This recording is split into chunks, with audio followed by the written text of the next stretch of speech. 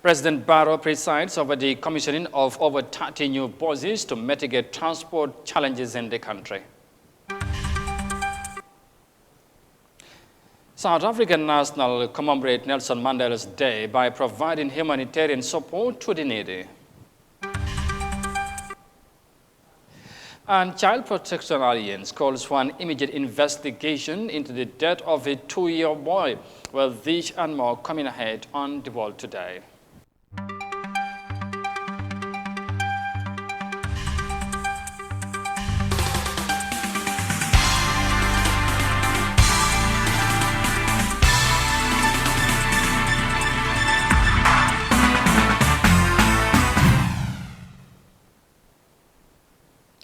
This is Eyeafrica TV and you are watching the World Today News Bulletin live from our studios in Banjul. Many thanks for joining us. I am Amadou Kante and now the news in detail. Now, President Adama Barrow on Tuesday presided over the commissioning of 33 new buses earmarked to ease transport challenges within the urban areas.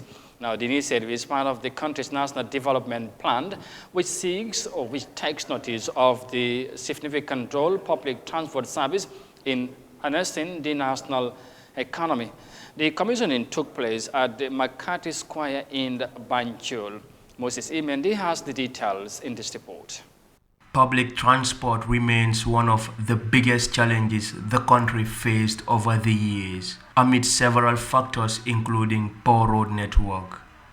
The nation's transport policy also highlights population growth and urban migration as factors compounding the growing transportation hassles in the country. Urban commuters have had to put up with various challenges such as unofficial fare increments, hassles to board public vehicles, drivers opting against trips to particularly far destinations, and many more. Through a collaboration between the Q Group and the Gambia Transport Services Company, President Adama Barrow today presided over the launching of the Urban Transportation Initiative and commissioning of 33 new buses meant to mitigate the long-standing transport challenges. Today marks another milestone in the history of vehicular transportation in the country. As we launch the Urban Transport Initiative, for which we are here to inaugurate 38 brand new buses. 33 of the buses are exclusively for urban transport services, while the remaining 5 are operational support to the Urban Transport Initiative project. This development cannot come at a better time, considering the recent significant improvements on our road infrastructure network and the growing traffic congestion in the greater Banjul area. Despite the government's achievements in this sector, the need to complement road infrastructure development with proper road transport operations is obvious. History teaches that for any country to improve its transport services, public transport services, particularly in urban settings, must be efficient and responsibly managed. He explained that the government will continue to address concerns linked to the increased demand for transport through the provision of regular and effective public transport services. Mr. Barrow also invited the private sector operators to participate in operating an effective and efficient transport system in the country. The fleet of buses seek to improve urban transportation and is expected to create employment opportunities for at least 70 Gambians. Mohamed Jah, founder of the Q Group, assured support to the GTSE as they strive to mitigate transportation challenges in the Gambia. We want to assure GTSC that we are not only suppliers, but we will be their partners to support them in executing their mandate to solving the transport problem in this country. With oil prices skyrocketing every day, which we have no control on, the only solution we have is to provide cheap and affordable transport fares to the general public. He urged Gambians to put their differences aside and work hand in glove for the betterment of the country. Sidi Kanyi, General Manager of GTSC, said the initiative comes at an ideal time considering the circumstances surrounding public transportation in the country. These buses cannot come at a better time, considering that the challenges we have all been facing recently due to the overwhelming demand in the urban areas for reliable and affordable public transport. The Gambia is one of the most urbanized countries in West Africa, with over 60% of its population living in the Greater Banjul area. It is in response to this demographic reality that the government, in close collaboration with GTSC, deemed it necessary and timely to roll out this nationally important initiative to address the attendant challenges that come with urbanization. The launching of the Urban Transportation Initiative and the commissioning of the urban fleet of buses comes after months of several meetings and engagements with stakeholders. The government has granted the Gambia Transport Services Company duty exemption amounting to millions of dollars in order to enable the launching of the initiative. Moses Mendy, Eyeafrica News. Now, moving on, South African citizens, including local authorities, on Monday celebrated Nelson Mandela's Day by providing humanitarian support to the less privileged communities. And like in many cities around the country, residents of Cape Town also marked the day by assisting the needy with food. In recognition of the former South African president's contributions to the culture of peace and freedom, UN General Assembly in 2009 declared July 18 Mandela's birthday to be Nelson Mandela's International Day. Here's more details of that in this report. It's in your hands. That was Nelson Mandela's message to the world as he bowed out of public life in 2009. He handed his legacy of serving others to the generations after him. Mandela Day is always a huge day for us. It's a day where we try and create volunteering to bring people together, to bring the Mandela legacy of what Mandela Day is about alive. Volunteers spent hours painstakingly building on Madiba's mosaic and legacy, one can of food at a time. So this is very exciting. We're building the biggest mosaic in the world made out of food cans. We're going to be using around 57,000 cans, and all those cans are going out into the community through our soup kitchens that we support.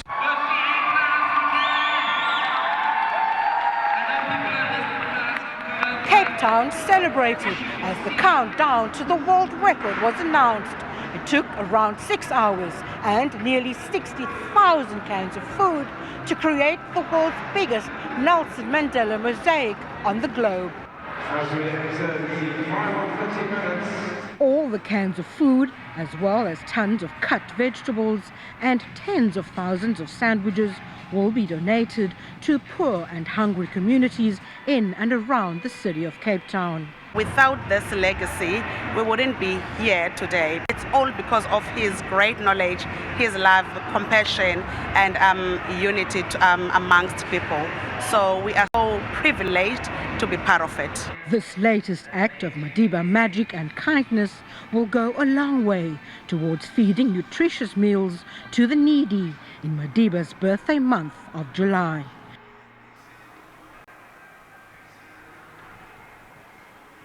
Now, elsewhere in the continent, Egypt's agricultural exports recorded a significant growth in the first half of 2022, despite the prevailing economic challenges. Local authorities attributed this landmark breakthrough to their initial measures to widen their cultivation activities. The North African nation also expanded its export destination to different countries, including China. Let's have more details of that in this report. Agricultural exports exceeded 3.7 million tons for the first 6 months of 2022, up over 10% during the same period last year. It was spearheaded by a record potato sales of 816,000 tons, as well as citrus fruits, Egypt being the top oranges exporter globally as per WTO figures. That is for several reasons. We expanded our cultivated land. We have a vertical expansion plan as we increased our agricultural land and use of recycled water systems. At the same time, we worked on increasing the yield per each plot of land, which increased production. Secondly, we applied the most stringent quality control measures on the Egyptian product. The surplus in production has enabled exporters to penetrate 150 countries, which are mainly located in European, Asian and Arab countries. But China is viewed as an important market targeted by the North African nation.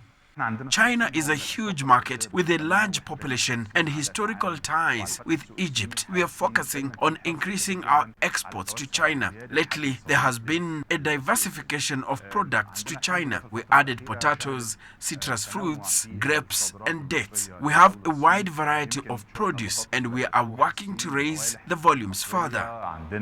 Agriculture is a major component of the Egyptian economy, contributing 11% of the country's gross domestic product and accounts for 28% of employment.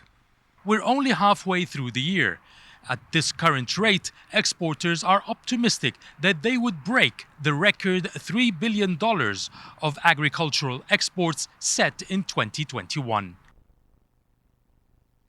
And from the report here from the Egyptian capital, Cairo, moving on, now barely 2 months after his election, Somalia's president has embarked on a regional tour as part of efforts to boost bilateral cooperation with neighboring countries.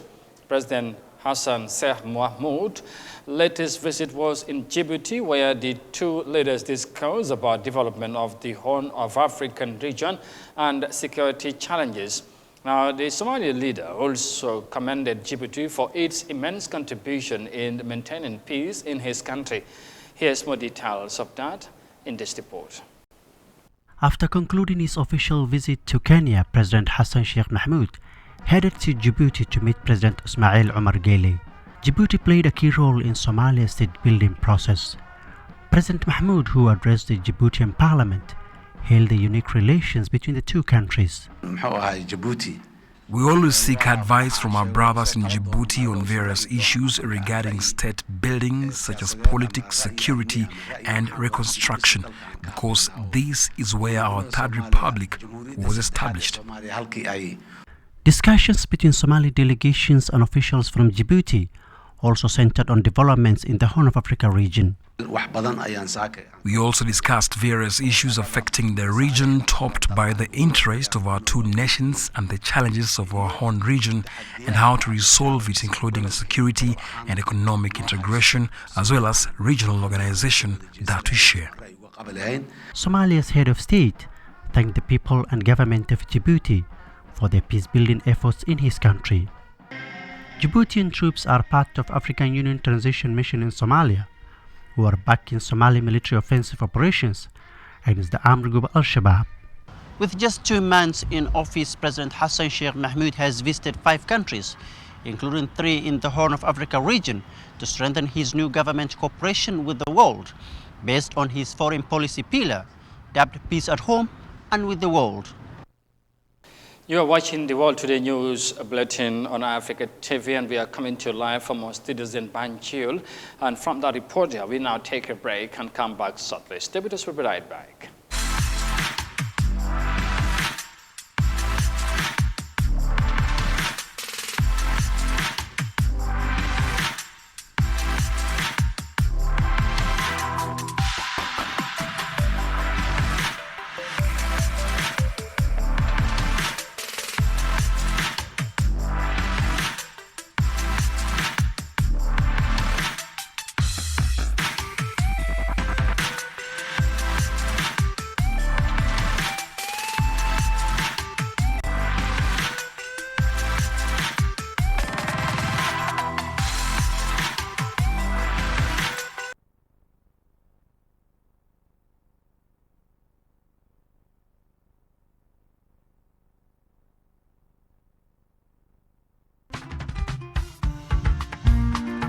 Gambia OIC Secretariat, in collaboration with the Office of the President and Imogam Hotels and Resorts, wishes to invite the general public to the foundation stone laying of a 5-star Radisson Blue Hotel by the President of the Republic of the Gambia, His Excellency Adama Barrow, on Saturday, 23rd July 2022 at 4 p.m. The construction of a 5-star hotel is one of the key priority projects in preparation for the forthcoming OIC Heads of States and Government Summit. The hotel will have 400 rooms, including 60 presidential and royal suites. The 5-star hotel will ensure the guests receive a befitting accommodation experience. Additionally, it will diversify our tourism portfolio by providing luxurious accommodation facilities for high-end tourists. Let's come out and support this massive development.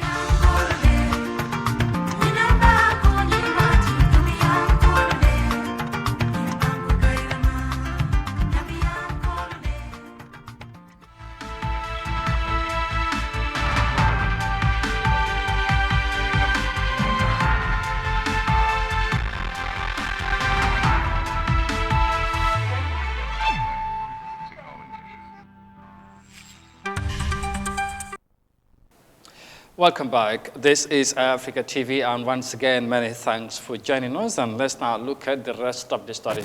Now, the head of the Child Protection Alliance, Lamin Fati, said on Tuesday his institution has issued a press statement concerning the death of one Mohammed, a 2-year boy. He said CPA learned with grave concern about the circumstance surrounding the death of Mohammed, who is subject of an ongoing rape case against a businessman, Babukar Keita. Mafuji Sise tells us more of that in this report. According to the press release, the Child Protection Alliance has gathered from media reports that Mohammed was left unattended in a locked car for nearly 4 hours. He reportedly delivered complications and he died shortly afterwards. The CPA is of the considered view that the circumstances surrounding the death of Mohammed are scanty. To this end, CPA wished to call on the considered authorities to immediately and thoroughly investigate the matter and bring perpetrators to book, especially where foul play is established. The Child Protection Alliance is equally concerned with publication of videos and images of the deceased child and the victim's murder on social media platforms. The press release further noted that this may constitute a violation of the laws protecting the rights of children. We therefore call on the public to desist from exposing children who are victims of crime to further harm, degrading treatment through their publications, the CPS press release stated. It is important to note that Child Protection Alliance has been kindly monitoring the ongoing rape case against Mr. Babukar Keita, the press release stated. The agency reminded the government of its primary duty as enshrined in Article 66A and B of the Children's Act 2005 towards the safeguarding, protecting and promoting the welfare of children. The late Mohammed is the child of one Fatun Gwanembai, allegedly raped by Babukar Keita, a businessman. The trial involving Mr. Keita has been ongoing for 2 years. However, this has catch the public attention as thousands show solidarity with Mr. Keita at the Bundunkakunda High Court on Monday morning. Meanwhile, the case before Justice Mamadou Jallo ordered that the DNA be taken on Babukar Keita, Pamodu Jom, the boyfriend and the mother of the child, to establish the paternity of the late Mohammed. For African News, I am Mafuji Sise. And from the report there by Mafuji Sise, on to our final story now, because the Nigerian Bureau of Statistics reveals that there has been a significant decline in the West African countries' direct investment between the years of 2019-2022. Economic analysts attributed the business shortfall to the country's inability to attract foreign investors, largely due to several factors, including insecurity. Whilst this could derail Nigeria's development trajectory, experts observe the need for the government to put an imminent mitigating measures to address the situation. Here is more details of that in this report. The decline in Nigeria's capital importation is a major concern for economic watchers across the country. The latest report from the nation's statistics agency shows that capital importation fell from $8.49 billion in 2019 to $1.57 billion in the first quarter of 2022, a record 81.5% decrease. Economist Paul Alaje explains why. A lot of investors that should come to Nigeria, whether into real sector portfolio investors, are concerned and afraid for a number of reasons. One of the reasons is FX.